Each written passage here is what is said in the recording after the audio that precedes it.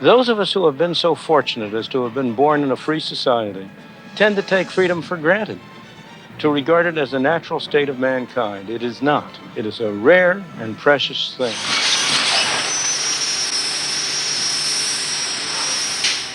What happened to all that noise? That's what would happen to inflation if we stopped letting the amount of money grow so rapidly. Inflation is just like alcoholism. In both cases, when you start drinking or when you start printing too much money, the good effects come first. The bad effects only come later. That's why, in both cases, there's a strong temptation to overdo it. But in the early days of the colonies, this was money. The legislature voted that it could be used legally to pay taxes. It was used to buy food, clothing, and housing.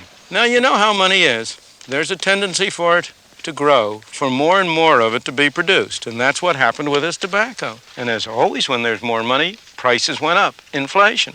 Indeed, at the very end of the process, prices were 40 times as high in terms of tobacco as they had been at the beginning of the process. And as always, the legislature tried to do something. And as always, to very little avail.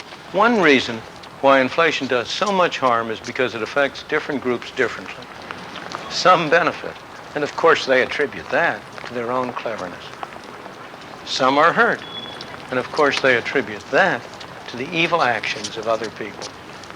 And the whole problem is made far worse by the false cures which government adopts, particularly wage and price controls.